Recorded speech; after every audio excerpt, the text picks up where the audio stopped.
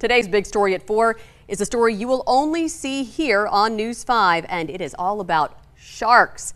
Shark sightings have been a topic of conversation this week after 3 people were attacked last week in Northwest Florida.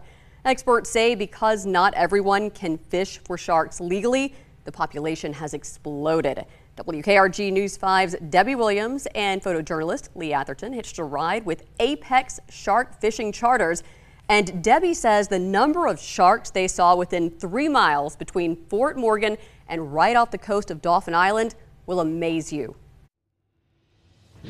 This is the Orca, the only federally and state permitted shark fishing vessel in Alabama.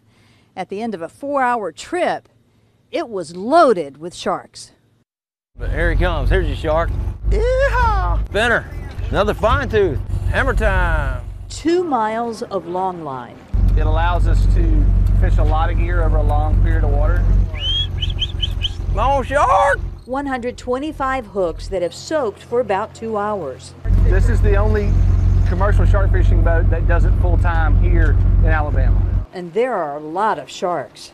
The oversight that has kept the quotas down so low for so long, there's more than enough sharks to go around. Lou Childry with Apex Shark Charters says that is one of the reasons the shark population has exploded. You've seen a sharp increase in the population, increase on the beach just due to the lack of fishing pressure and the presence of people. So there's more time interaction between those people and the sharks that are there.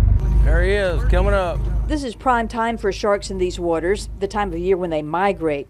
There are 50 species of sharks in the Gulf of Mexico, more than 24 common along the Alabama coast, and some of those are protected.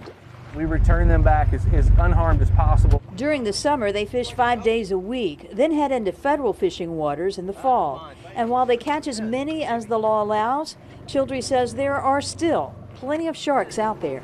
They shouldn't be afraid of them. They should see them as both a resource and as a wonderful example of biology and ecology that we have here. Once we got back on land, the fish hold here on the Orca was full of sharks. So what happens to them now? Well, they'll be processed, and then all that shark meat will be headed to the markets in Canada and in New York. On the Baldwin County beat in Bon Secour, Debbie Williams, WKRG News 5.